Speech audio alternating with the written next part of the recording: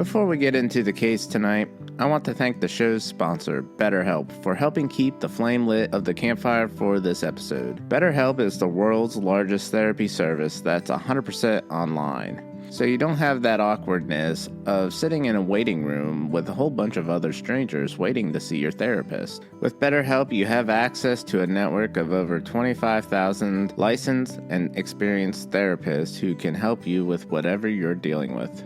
All you have to do to get started is answer some questions about what your needs and preferences are in therapy. So that way, BetterHelp can match you with a therapist that is right for you. And if you want to change your therapist because maybe you're not comfortable with them, you can change your therapist at any time for no additional charge. You also don't have to wait any specific time or any number of sessions to change your therapist. So when you match up with that right therapist, you can talk to your therapist however is most comfortable for you, whether it's text, chat, phone, or video. You can also message your therapist at any time and schedule live sessions when it's convenient for you and your schedule.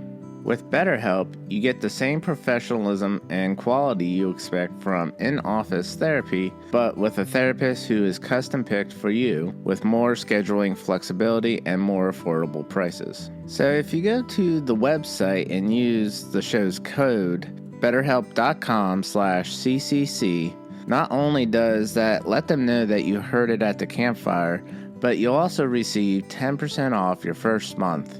So that's betterhelp.com/CCC. BetterHelp, HELP.com/CCC. And I'll also have a link provided in the show notes.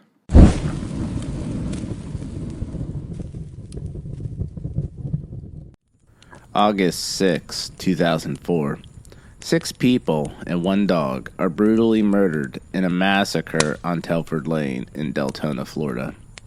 Deltona, Florida is in central Florida, located in Volusia County, approximately a 30-minute drive from Daytona Beach and a 40-minute drive from Orlando. Many would say that this was over an Xbox game console, but why would 6 people be brutally murdered over something so insignificant? One of the victims, Erin Bellinger, recently just moved to Florida from New Hampshire to start a new life and continue on her journey to find herself and explore new adventures, and would quickly meet and make new friends at her new home. While in Florida, she would watch over her grandmother Norma's winter home in Deltona, Florida, while Norma remained in Maine during the summers and traveled to Florida for the winter, as many older retired people do. This is known to Florida natives as snowbirds. This case would be fortunate enough to be solved quickly, but even to this day, the families of the victims have to continue to relive those memories all over again, as those convicted would go through countless appeals and attempts of resentencing hearings. Thanks for joining me tonight around the fire, where we discuss the dark world of true crime. Grab a s'more and grab a seat around the fire. This is the Campfire Crime Chronicles, a true crime podcast. And this is the Xbox Murders.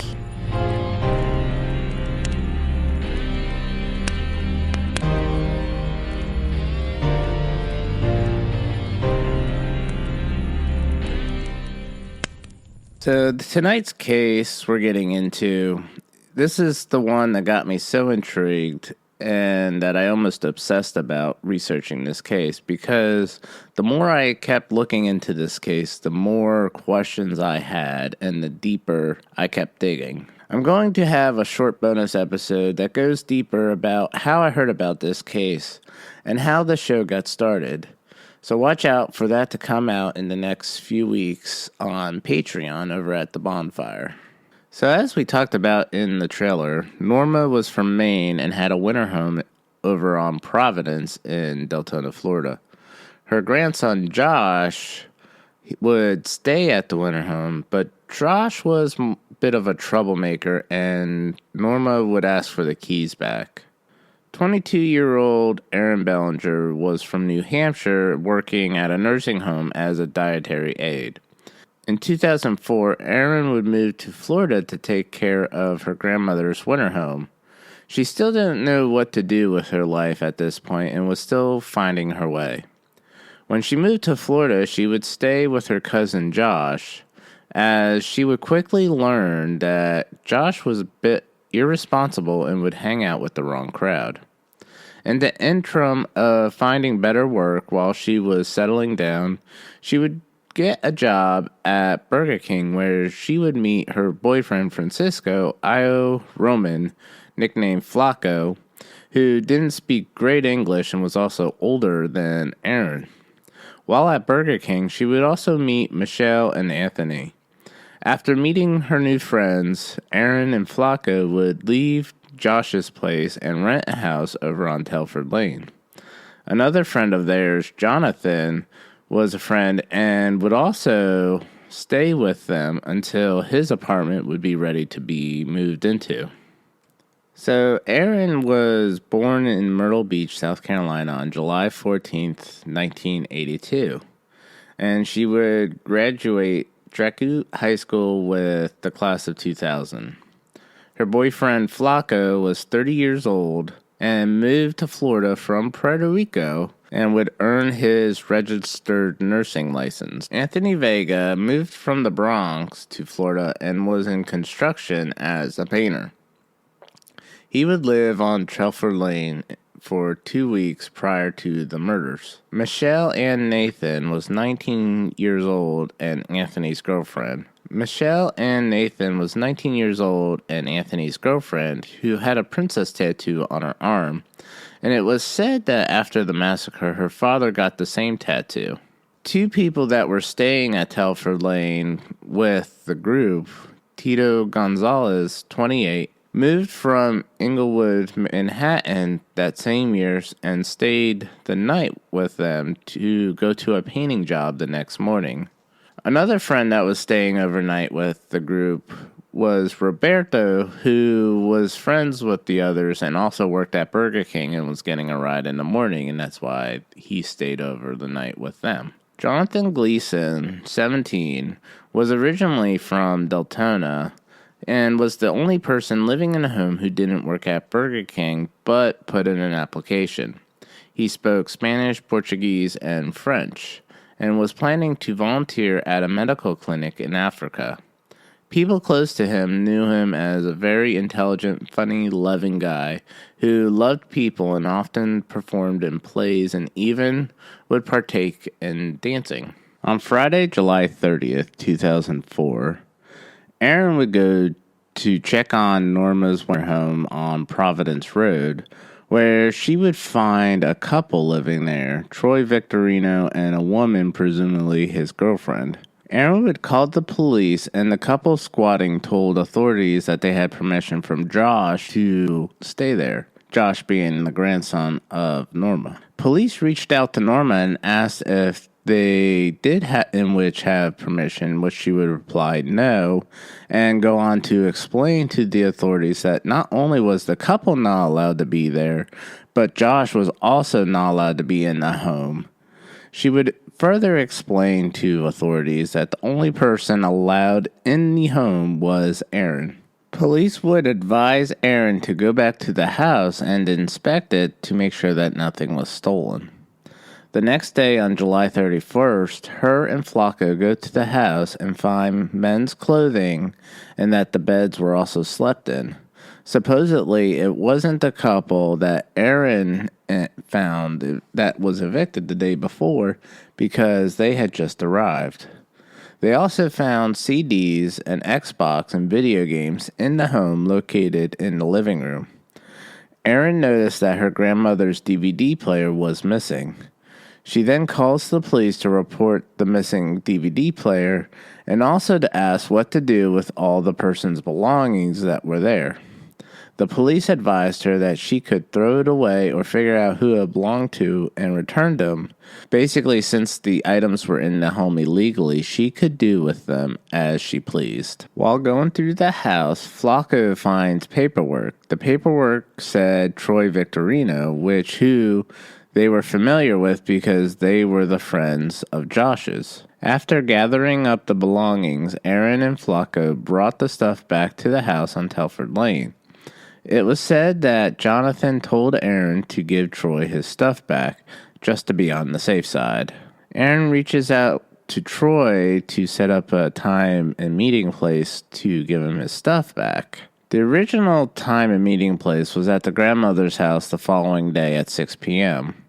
However, it was said that Troy showed up at Aaron's house on Telford Lane to get the stuff back, and Aaron said that he would meet him the next day when she could bring Flacco.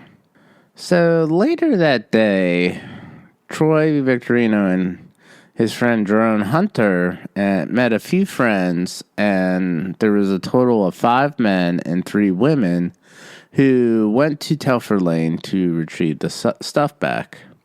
The group of people and Victorino stood outside the house and was harassing everyone in the home. It was said that one of the acquaintances of Troy's with the expedition parked in front of a neighbor's house, and they would wait with baseball bats. The 3 girls got out and running towards Aaron's house, cursing and screaming at them with knives. They broke into the house on Telford Lane, and Flacco yelled at them to get out.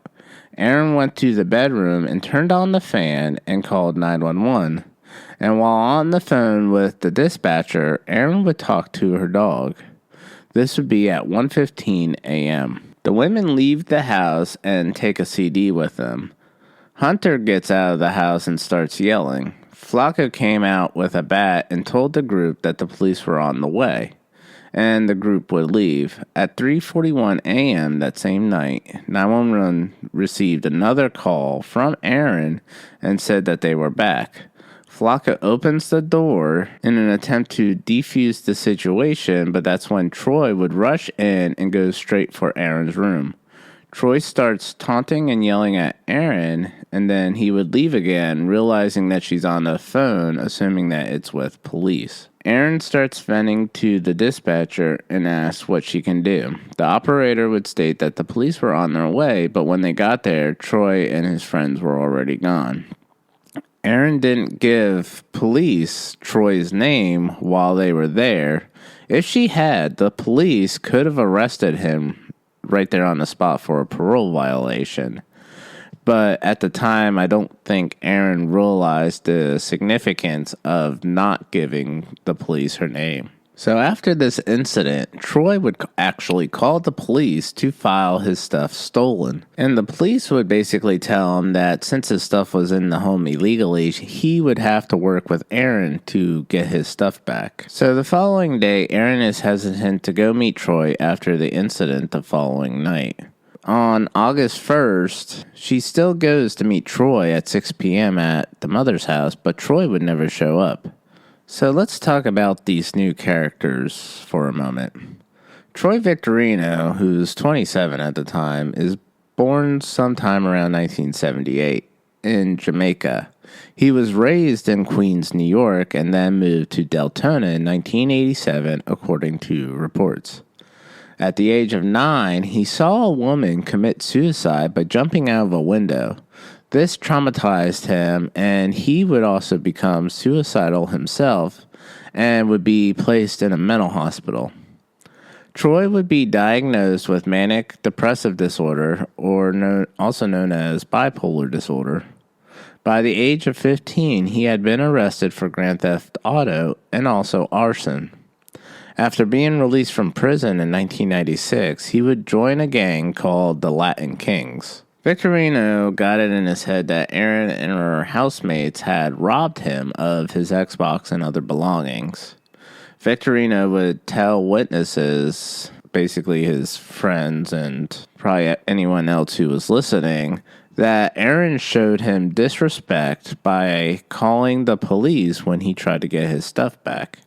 He claims that he is a Latin king and that he is a big gang leader, and they basically disrespected him, and he had to deal with that because they couldn't treat a king like that. That was according to witnesses and official reports. Victorino stood at 6'7" and weighed 275 pounds, give or take. 8 weeks after being released from prison, he beats up Mike Stern with a walking stick, giving Stern a permanent eye damage to one of his eyes. The motive behind this attack was supposedly because Victorino was jealous of Mike having a souped-up Honda. He was convicted and went to prison for 8 years. Then, Victorino would be arrested again on July 29, 2004 for assaulting another man, but would post bail the next day. And the person that bailed him out would be his good old friend Josh, who's Aaron's cousin, if we're keeping track, and let him stay at his grandmother's house. So all of this happened prior to Aaron going to check on her grandmother's house and having to call the police and have the two evicted, and then trying to have this whole incident with Troy's Xbox and clothes. According to reports, Victorino was physically abused as a child at the age of 2 and also as he got older. It would also be stated in reports that Victorino had a frontal lobe brain injury, which probably had something to do with how he reacted to insignificant problems like trying to get his Xbox back or jealous of somebody with a souped-up Honda. Jerome Hunter, who was 18 years old at the time, was clinically depressed and was mentally ill and was diagnosed with schizophrenia form, which is early stages of schizophrenia. His parents were both committed to mental hospitals because they were also suffering from mental illness, with his dad also having schizophrenia. As early as the age of 3 and throughout his childhood years, Hunter would converse with his identical twin brother, Jeremy, which doesn't seem a bit odd, two twin brothers conversing with each other. However, his twin brother died from pneumonia at 6 months old, thus conversing with his dead twin brother. His mother did not seek medical attention for this abnormal behavior because she thought it was common, and she was told or under the impression that when there's a twin brother that passes away, they still always have that relationship with them. So she never thought of it being out of the normal or strange. So 2 other friends of Troy's, Robert Cannon, who was 18, and Michael Salas, were 18. Michael Salas was involved with CPS throughout his childhood. Him and his brothers were subjected to drugs and malnourishment and abuse. His father died of AIDS and Salas would drop out of school in 9th grade, diagnosed with several mental illnesses, including bipolar.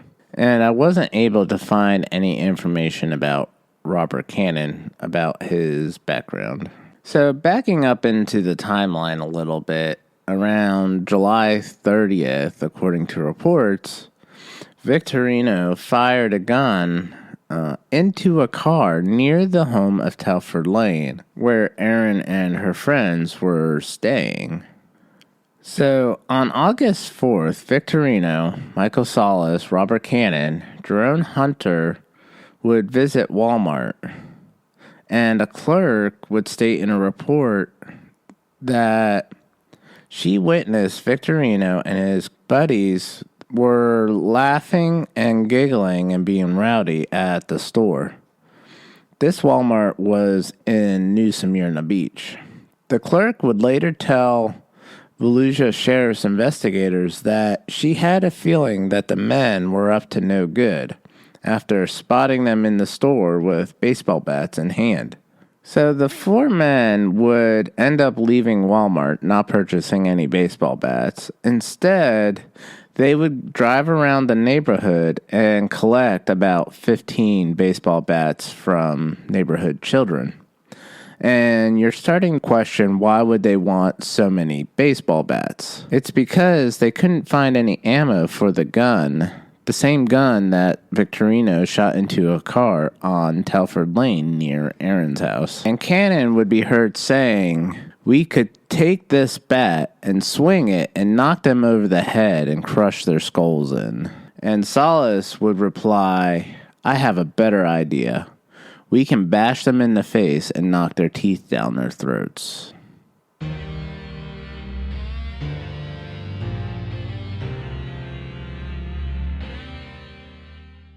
I want to thank the show's sponsor, BetterHelp, for helping keep the flame lit of the campfire for this episode. BetterHelp is the world's largest therapy service that's 100% online. So you don't have that awkwardness of sitting in a waiting room with a whole bunch of other strangers waiting to see your therapist. With BetterHelp, you have access to a network of over 25,000 licensed and experienced therapists who can help you with whatever you're dealing with. All you have to do to get started is answer some questions about what your needs and preferences are in therapy. So that way, BetterHelp can match you with a therapist that is right for you. And if you want to change your therapist because maybe you're not comfortable with them, you can change your therapist at any time for no additional charge. You also don't have to wait any specific time or any number of sessions to change your therapist. So when you match up with that right therapist, you can talk to your therapist however is most comfortable for you, whether it's text, chat, phone, or video. You can also message your therapist at any time and schedule live sessions when it's convenient for you and your schedule. With BetterHelp, you get the same professionalism and quality you expect from in-office therapy, but with a therapist who is custom-picked for you with more scheduling flexibility and more affordable prices. So if you go to the website and use the show's code, betterhelp.com/CCC, not only does that let them know that you heard it at the campfire, but you'll also receive 10% off your first month. So that's betterhelp.com/CCC. BetterHelp, HELP.com/CCC. And I'll also have a link provided in the show notes. Josh would help the four men gather up the baseball bats and scarves. Then they would all go to a 7-Eleven and then to Papa Joe's, which was a bar, for 15 minutes so that Victorino could establish an alibi while the others waited in the car. You would think if you're trying to establish an alibi that you would want the whole group to have an alibi. So Josh would help the four men gather up the baseball bats and scarves. However, before going out that night, Josh, Troy, Cannon, and Solace meet over at Jerome's house, and Troy would tell the men that he watched this movie called Wonderland, and he described the movie to the others that this group of people broke into this house with lead pipes and beat another group of people to death, which gave Troy the idea for the metal baseball bats, and that Troy wanted to do the same thing to everyone living at the Telford Lane house, and all the others agreed to be involved with this plan without hesitation. So the men go out to a 7-Eleven and then to Papa Joe's bar for about 15 minutes while the others waited in the car. Troy goes inside to show face and set up an alibi for when the murders take place. Then they would leave to search for a car to steal so they wouldn't have to use the expedition. When they were unsuccessful, they still ended up using the expedition. The four men would arrive a little after midnight at Telford Lane. Then before going into the house, Troy goes around to all the windows to see where everyone was located at and come up with a plan for each person to attack and kill, and they could do it at once. At this point, Josh has already left the group, and it's just Troy, Hunter, Cannon, and Solace. Now, there was supposed to be a fifth friend, Brandon Graham, and he would leave to go to a friend's house earlier that night and was dropped off by the others. And Troy told him not to say anything to anyone about what they were planning.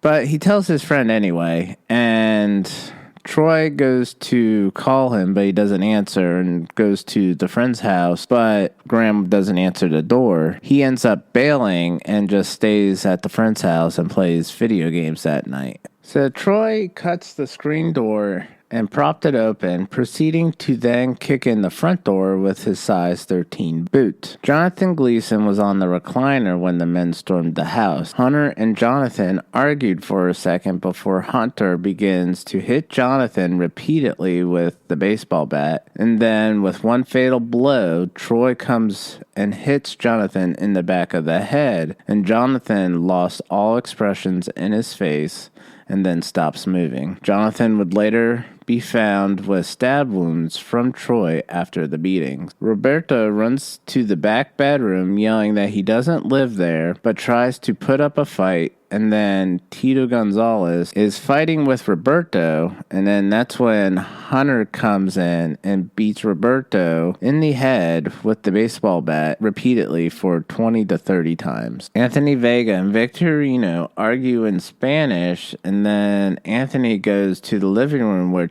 Troy pushes Hunter and Cannon out of his way, where he then sees Anthony and bludgeoned and stabbed him in the throat. Michelle Nathan, who was hiding in a closet, was discovered by Hunter, who was looking for his personal items. Michelle starts pleading and begging with him, but Hunter just bludgeons her to death and then stabs her in the chest multiple times. Victorino beats Flacco with one of the aluminum baseball bats that were gathered to death. Then after he beats Erin to death, Troy sexually abuses her body with the baseball bat. Erin is beaten so badly that she couldn't be identified by dental records. Tito Gonzalez was murdered by Hunter, who fatally beat him in the head with a bat and stabbed him multiple times in the chest and the stomach. Erin's dog, that was a dachshund named George, was intentionally stomped to death during the attack, presumably by Victorino. After the murders, Victorino located his Xbox and his clothes. When Troy didn't come out, Hunter went back in to get him, and then the both men came out to the car and Troy puts a bag in the trunk. As they're leaving, Hunter tells the others about finding Michelle in the closet and that she begged for her life. But Hunter would show no mercy whenever he would go to kill her. They leave, but only returning a few minutes later because Troy said that he wanted to go back, claiming that he was afraid he left fingerprints, but when they got there, he exits the car with a switchblade knife and a bat. He then goes inside and stabs everyone multiple times and cuts their throats just to ensure that everyone was dead. Troy comes back out and everything is gathered, and they go to a retention pond where they get rid of all the evidence, the bats, and all the clothes that they were wearing. Later that morning, Anthony and Roberto didn't show up for work, and the employee called her boyfriend telling him about it. So Christopher, the boyfriend, goes to Telford Lane to check on what I believe is his coworkers, because I believe he works at the Burger King also. That was unconfirmed, though. And when he arrives, he finds the screen door torn, the front door had a footprint on the door, and the deadbolt was broken. He goes inside to the first bedroom and sees the bed flipped over and blood everywhere. He then obviously leaves the house and calls the police. He talks to the dispatcher and describes the scene and that he went to check on his coworkers after not showing up for work. When police arrive, they find blood everywhere. There was so much blood that one wall was completely covered and darkened by the amount of blood on it. It was literally a bloodbath inside the home with blood on every wall and every ceiling. All the victims are sent out for autopsies, and this is where it is found to the extent of all their injuries and fatal blows. Some victims didn't have teeth available for identification from dental records because of being smashed in. Sheriff Ben Johnson, a 33-year-old veteran of law enforcement, called it the worst thing that he's ever seen in his career. The brutal force used against the victims was incredible, he said. So now we're going to backstep a little bit. So Richard Burrow, who is Victorino's probation officer, was notified of Victorino's arrest on July 29th and was required to file a report with the judge detailing the arrest within 48 hours. This report would have sent Victorino back to jail on a probation violation and probably prevented these murders. Paul Hayes, who was Burroughs' supervisor, did not receive the report until August 4th, and a judge did not receive it until August 6th, after the massacre. In addition, Victorino met with Burrough on August 5th, and at this point, Burrough had the legal authority to conduct a warrantless arrest on Victorino, and according to the department officials, he should have done so. Instead, Victorino remained free, and as a result, Hayes and Burrough were fired on August 9th, along with 2 top administrators. So later that day after the murders, Troy goes to have dinner with his mother and tells her that he bets her $50 that the police are going to come and want to talk to him within 24 hours. His mom would say the only reason would be because he's a big, scary black man. And it wouldn't take long for police to start looking for Troy. So they started talking to his friends. So the first person they get a hold of is Jerome Hunter and ask him to come down to the police station so they can talk to him about Troy. When Hunter gets there, he's nervous and starts crying and shaking. At this time, the police don't suspect him of anything. They just want to talk to him about Troy, and they're starting to wonder why he's acting nervous, crying, and shaking.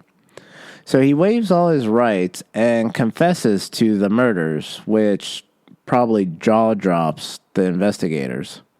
He would claim that Troy forced him to commit the murders, but he could have stopped and walked away at any time, but he didn't.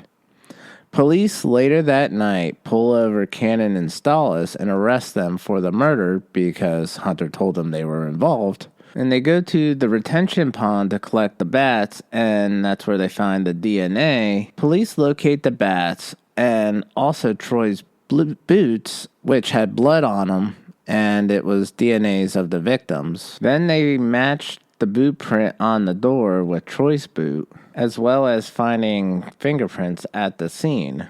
So if you guys remember Graham, he finds out about the murders and starts getting nervous and thinks that they're going to come and kill him because they probably think that he talked. So he confides in his girlfriend and tells her what he knows and threatens to kill her if she told anyone or goes to the police. But she goes and tells the police anyway. So what is the motive? The motive was always thought to retrieve the Xbox and other belongings, which is partially true. It did have to do with the Xbox and other belongings, more specifically the Xbox. But it was also about revenge, according to Graham.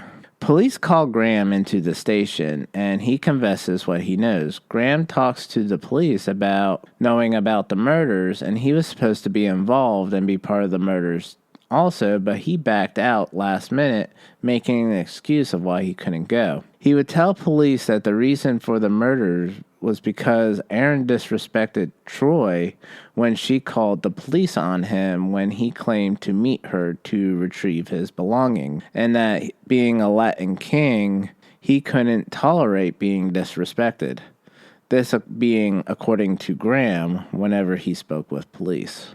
So Hunter, before this time, had no criminal record. Having a soft side growing up, the trial would go on for a month and was moved out of Lucia County with concerns of media coverage making it difficult to find an impartial jury that didn't know anything about the case.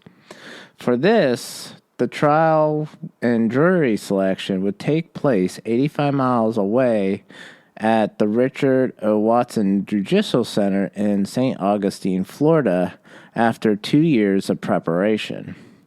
The $1.5 million in legal defense fees were a Seventh Circuit record. The trial would come to an end on August 2nd, 2006, when the Seventh Circuit Judge, William Parsons, sentenced Victorino and Hunter to death by lethal injection and Cannon and Salas to life in prison without the possibility of parole. Victorino and Hunter were carrying out their sentences in one-person cells on death row at the Union Correctional Institution in Rayford, Florida. Victorino was found guilty of first-degree murder of all 6 victims, abuse of a dead body, armed burglary of a dwelling, and animal cruelty.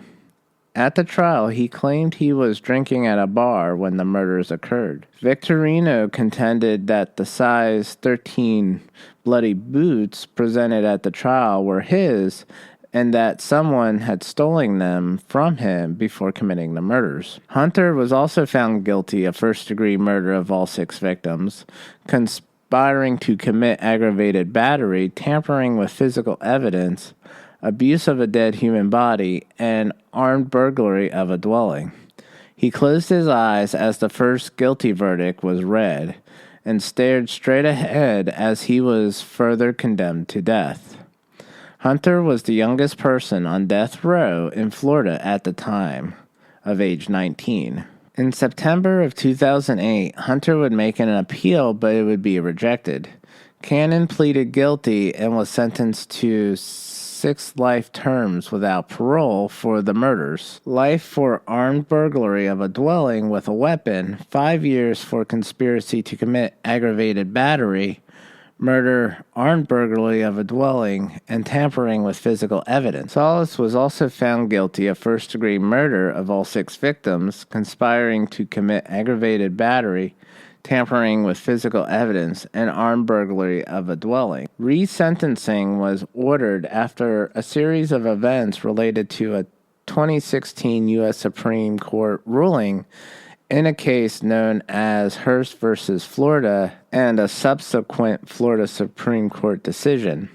The 2016 U.S. Supreme Court ruling found Florida's death penalty sentencing system was unconstitutional because it gave too much authority to judges instead of the juries. The subsequent Florida Supreme Court ruling said juries must unanimously agree on critical findings before a judge can impose death sentences and must unanimously recommend the death penalty. The legislature responded in 2017 by putting such a unanimous requirement in law. So on June 14th of 2017, the Daytona Beach News Journal reported that Victorino and Hunter were to receive new sentence hearings due to the state Supreme Court decision that requires unanimity of jurors in recommendation of death, which wasn't the case at the first sentencing.